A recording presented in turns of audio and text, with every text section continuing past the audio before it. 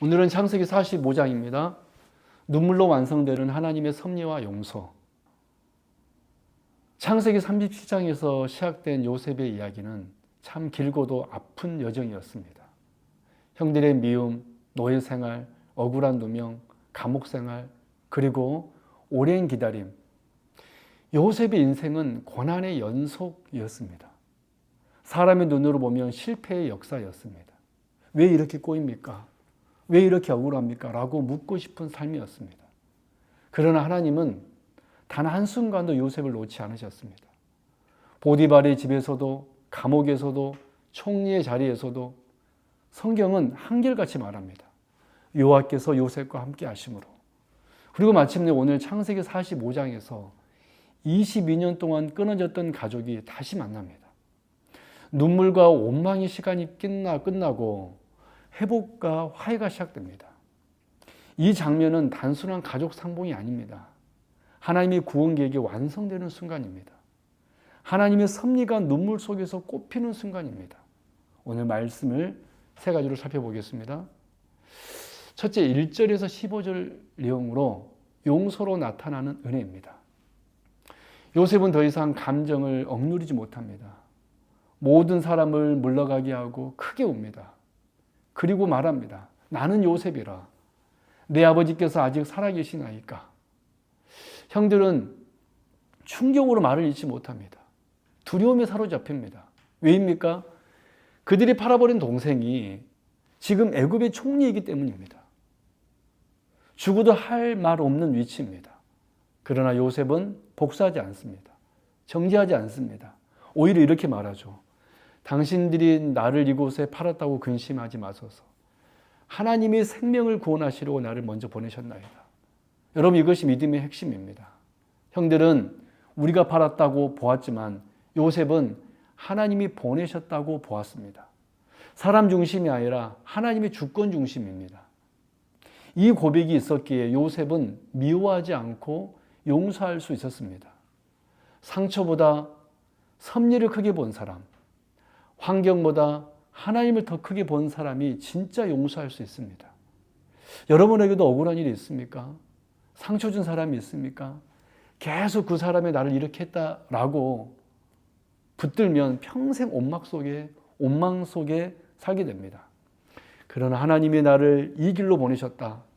이 믿음이 생길 때 비로소 자유가 옵니다. 용서는 감정이 아니라 하나님의 섭리를 믿는 신앙의 결단입니다. 하나님을 신뢰함으로 미움 대신 용서를 선택하는 성도가 되십시오. 두 번째로 16절에서 20절 내용으로 회복을 이루시는 섭리입니다. 요셉과 형제들의 화해 소식이 바로에게 전해집니다. 놀랍게도 바로가 먼저 말합니다. 너희 아버지와 가족을 다 데려오라. 내가 애굽에 좋은 땅을 주겠다. 여러분, 이것이 누구의 역사입니까? 바로의 호의입니까? 아닙니다. 하나님의 주권입니다. 섭리입니다. 22년 전 형들은 요셉을 제거하려 했습니다. 그러나 하나님은 그를 애굽의 총리로 세우셨습니다. 형들은 미워했고 세상은 버렸지만 하나님은 그를 통해 한 가정을 살리고 한 민족을 준비하셨습니다. 여기서 우리는 하나님의 섭리를 봅니다. 하나님은 단순히 요셉 한 사람만 높이시는 것이 아닙니다. 언약 백성 전체를 살리기 위한 계획을 이루고 계셨습니다. 훗날 출애굽과 구원의 역사가 바로 이 사건에서 시작됩니다. 작아 보이는 한 사람의 고난이 사실은 하나님의 거대한 구속사의 일부였습니다. 우리는 종종 묻습니다. 왜 나에게 이런 일이 생깁니까? 그러나 하나님은 더 크게 일하십니다. 우리가 보이는 것은 점이지만 하나님은 그림 전체를 보고 계십니다.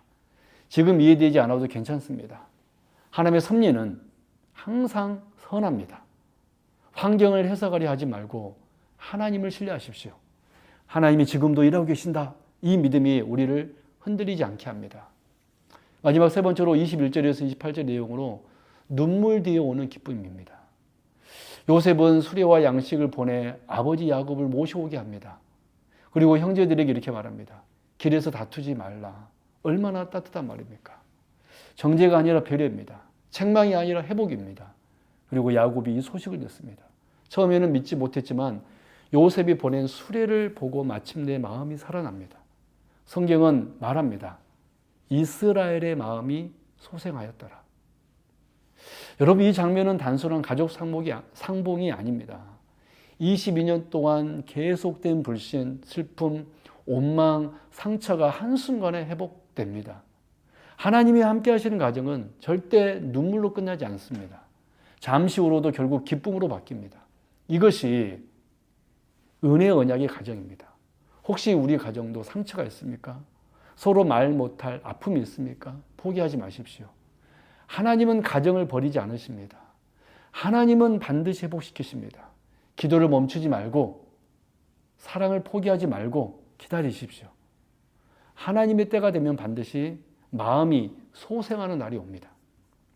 정리합니다. 요새는 노예였습니다. 죄수였습니다. 잊혀진 사람이었습니다. 그러나 결국 총리가 되었고 가족을 살렸고 하나님의 구원 계획의 통로가 되었습니다. 형통은 환경이 아닙니다. 하나님이 함께 하시는 것입니다. 고난은 실패가 아닙니다. 하나님의 준비입니다. 눈물은 끝이 아닙니다. 회복으로 가는 과정입니다. 요셉과 함께 하신 하나님, 야곱의 가정을 회복시키신 하나님이 오늘도 우리와 함께 하십니다. 그 하나님을 신뢰하며 섭리를 믿고 용서하며 끝까지 기다리는 참된 믿음의 사람들 되시기 바랍니다. 아멘.